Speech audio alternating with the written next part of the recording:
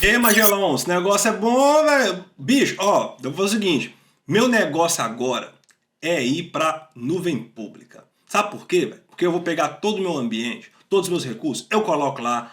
A Microsoft que se vira, um abraço. Se der um pepino, qualquer problema que der lá, eu não tô nem aí. Eu boto a culpa na Microsoft mesmo. Eu tô pagando, eu não quero nem saber, eu vou ligar, eu vou desembolar de xingue. Cara, e boas, tem responsabilidade nenhuma. É ou não é? Não. A gente vai ver isso num modelo bem interessante que ele chama Shared Responsibility Model ou Shared Responsibility Matrix. É um modelo de matriz de responsabilidade compartilhada. Um dos principais problemas ao adotarmos a nuvem pública ou adotarmos esse conceito na empresa, um dos principais que eu já vi assim, velho, acontecer a torto direito, é justamente essa abordagem. Os caras falam, tô pagando e um abraço, quero nem saber, vocês que se explodem, eu não tenho nada a ver com essa situação. Isso é de um entendimento tão errôneo que uma vez que você está contratando esse serviço, existe, obviamente, uma camada de responsabilidade que é sua e uma camada de responsabilidade que é do Cloud Provider. Ele não pode se responsabilizar 100% pelo ambiente. Ele vai se responsabilizar pela operação e por algumas questões que a gente vai ver nessas próximas camadas. Por exemplo, a gente tem 3 modelos ali de tecnologia em nuvem, 3 modelos de serviços em nuvem ali, que são comumente difundidos,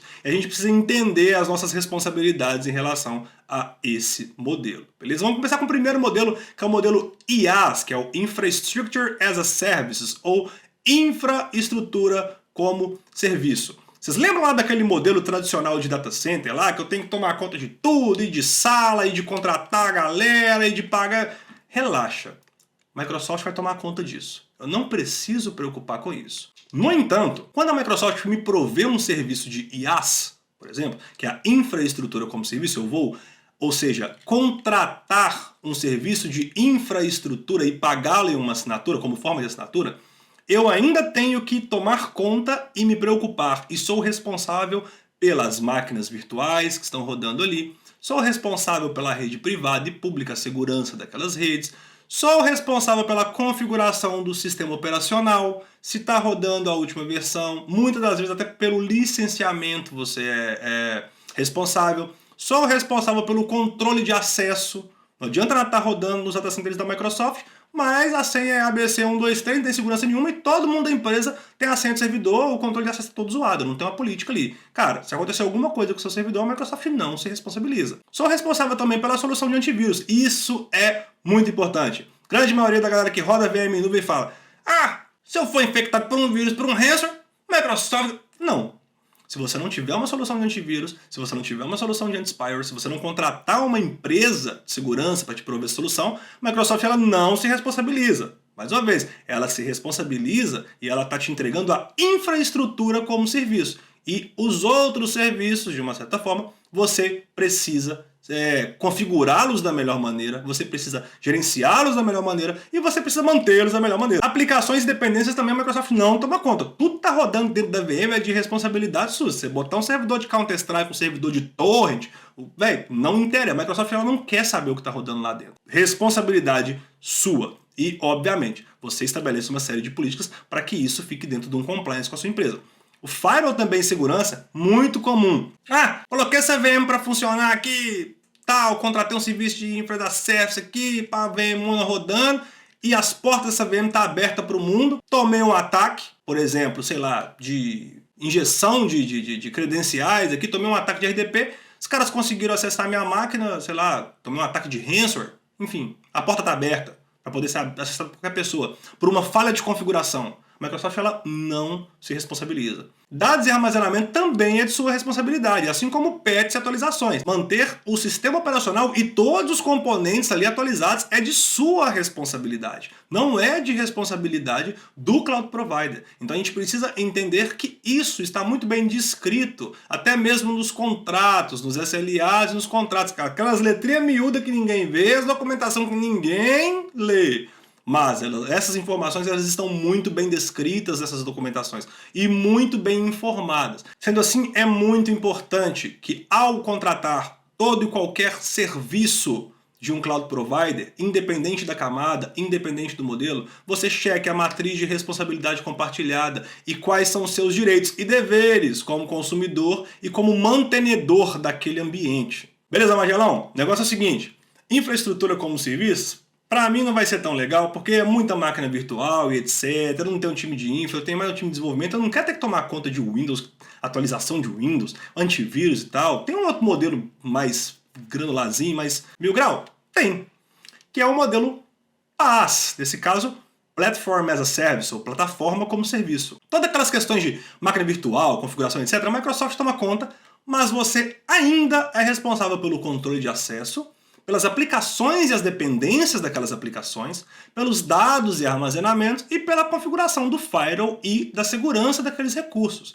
Ainda mais se tratando de plataforma como serviço, que grande parte disso é abstraído. Mas a Microsoft ela possui uma vasta camada de configuração de uma maneira muito fácil que ela provê para o usuário mecanismos dele mesmo configurar a própria segurança dos recursos. Então, ainda assim, você sim tem toda e total responsabilidade nesses pontos, ok? Não é eximido de responsabilidade desses pontos. Poxa vida, então, mas como é que eu faço aí então para um modelo em que eu só tenho que usar, eu não tenho que preocupar com nada, etc. Como é que é isso aí? Qual o serviço? Claro, existem serviços que são oferecidos no modelo SaaS, no modelo de Software as a Service, ou software como serviço.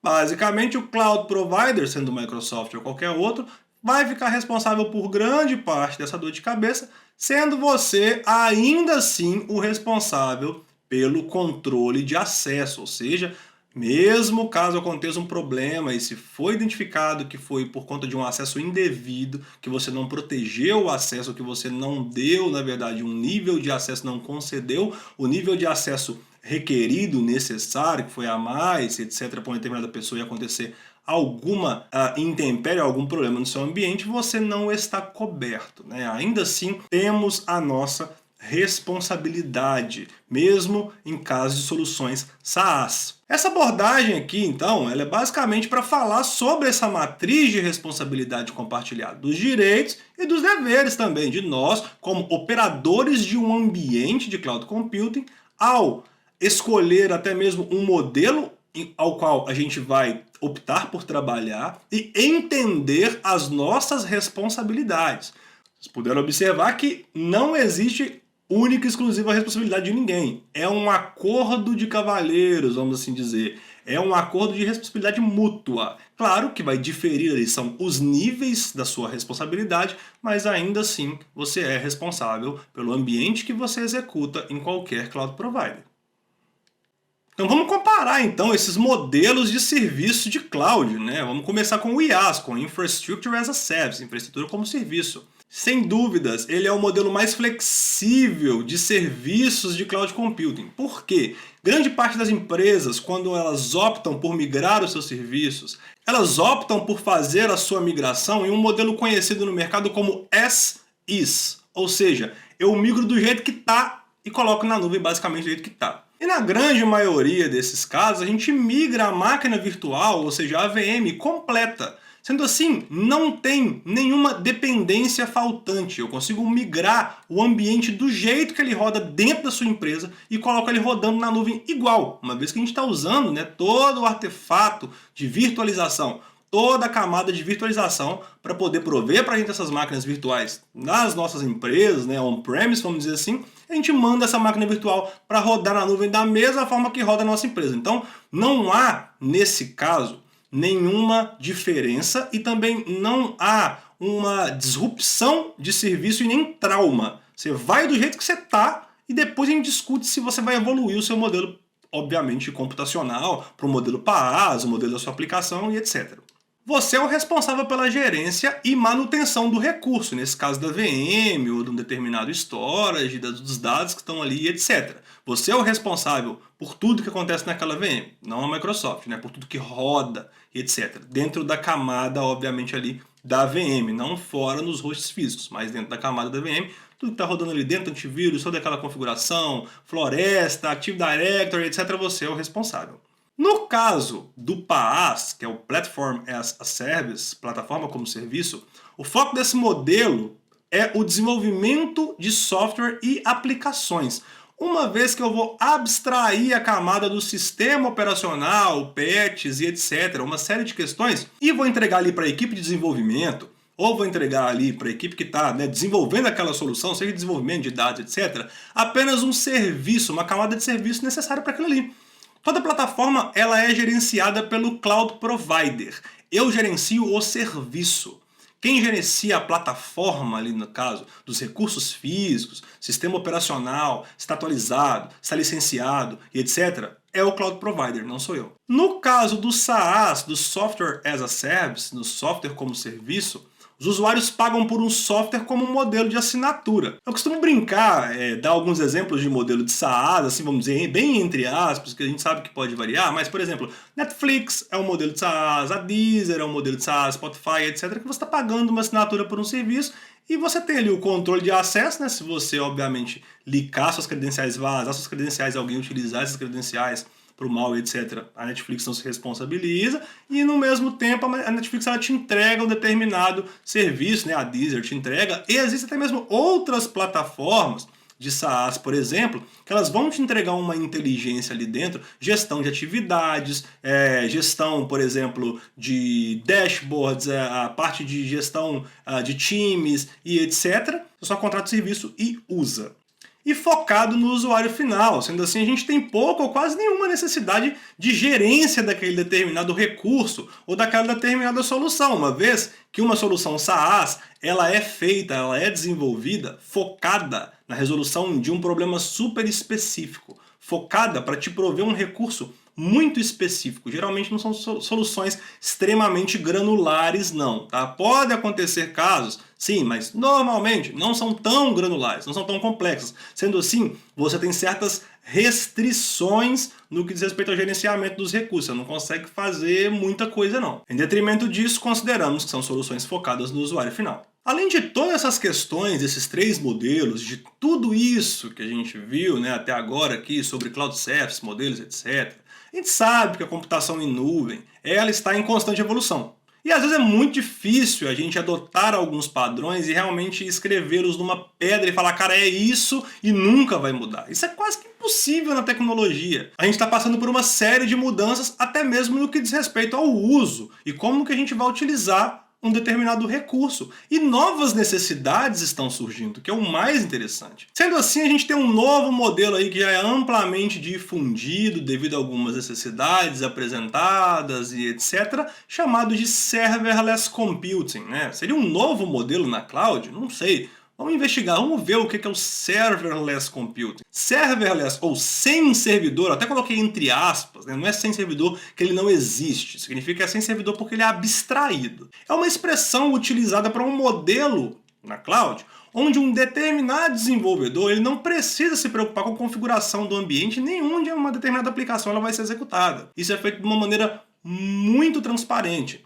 O provisionamento, a escala e a gerência da infraestrutura que está hospedando aquela solução é totalmente transparente. O Cloud Provider toma conta, até mesmo a escala, o que é o mais importante desse modelo. Essa abordagem ela vai fazer com que o time de desenvolvimento ele foque no código da aplicação e pipeline de desenvolvimento, agregando valor para a solução. Não tem que ficar preocupando com outras coisas. Ele vai preocupar com o código, ele vai preocupar com o pipeline e o serverless, o modelo serverless, vamos dizer assim, vai fazer, entre aspas, o restante para mim de uma maneira automatizada, de uma maneira mais simples. Contudo, a escala, a gerência e provisionamento automático dos recursos não é feito por nós, é feito pelo Cloud Provider.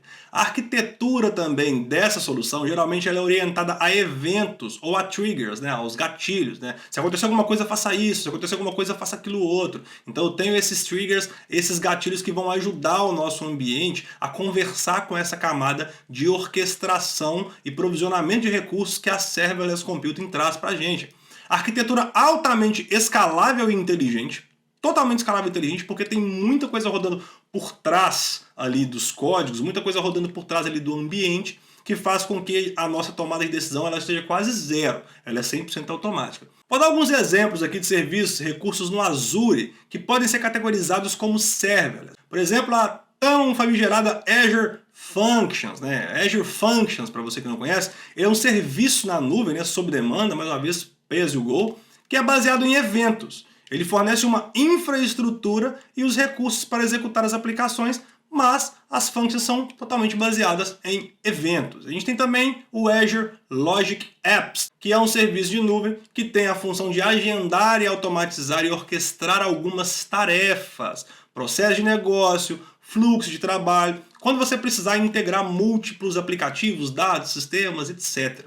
A gente pode definir que o modelo Serverless Computing ele não é um modelo sem servidor, ele é um modelo que ele traz a abstração desse elemento do servidor, deixando a cargo do Cloud Solution Provider, aí do caso, o escalonamento, a escala automática dos meus recursos e todos esses eventos controlados, baseados em triggers, baseados em chamadas, baseados em gatilhos, o que traz uma maior flexibilidade e um maior desempenho em alguns casos para algumas aplicações. Por que eu falo em desempenho? Porque essas triggers elas são rapidamente executadas e automaticamente é escalado o serviço de uma maneira muito rápida, mas ao mesmo tempo deve ser utilizado com uma certa parcimônia, porque é interessante que você entenda a arquitetura da solução e até mesmo as cobranças envolvidas através desses modelos. E muitas das vezes o modelo Serverless Computing pode não ser o modelo certo para a sua aplicação. Pode ser que você vai ter que optar mesmo por ter um PaaS, ou em casos de aplicação legada, onde está rodando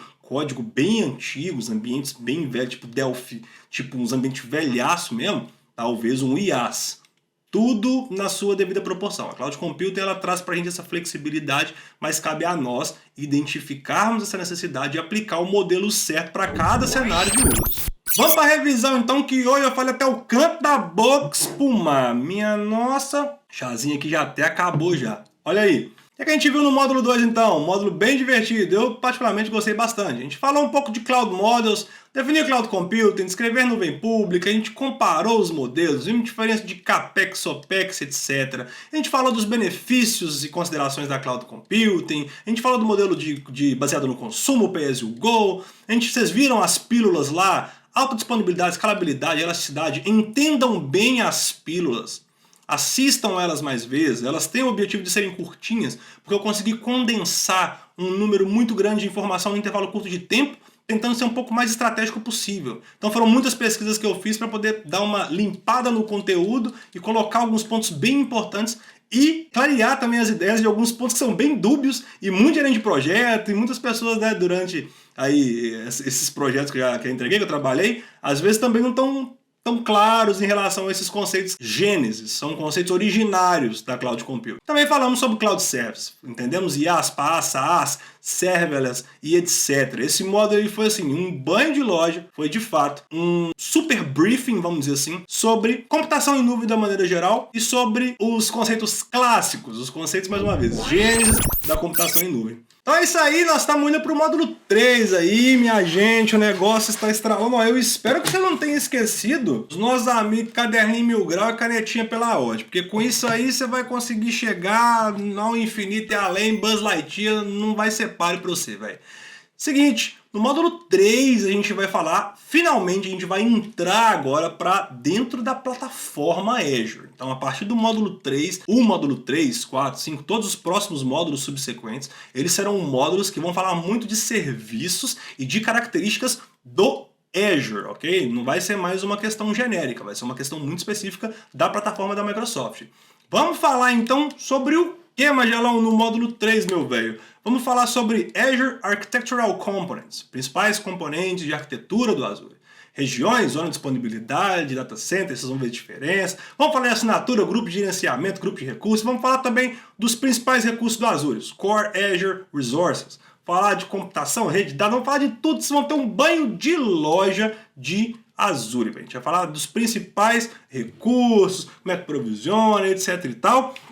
E não se esqueça das dicas que eu tinha dado anteriormente, não sai por aí igual um louco muito doido, surtado 22, ligado no 220, consumindo tudo num tapa, porque esse trem vai dar zoeira, vai dar chabril no seu cérebro. Velho, vai devagar, um módulo por dia, devagar e sempre, como diz a Cassia Eller, devagar e sempre, papapá na musiqueira lá. Qualquer dúvida, velho, me sigam nas redes sociais, Twitter, LinkedIn, Instagram, pororô.com12. Se você tá no YouTube, sapeca o like aí pra nós, que é 0800 de graça, injeção na testa. Suavaço, deixa aqui pra nós também aqui embaixo seus comentários, você curtiu, não curtiu, o que você achou, como é que tá, não é cachorro não, o que você achou, como é que tá, e etc, se tá bacana o nível das aulas e tudo mais. Um beijo no seu coração, obrigado por fortalecer o meu trabalho, obrigado por acreditar no Beyond the Cloud, quem comprou o curso, quem ajudou, valeu demais e ó, nos vemos no módulo 3, um beijo no coração dos 6, seus trem bonitos. Não esquece do chazinho do café que vai dar nós do módulo 3. Vai lá, valeu!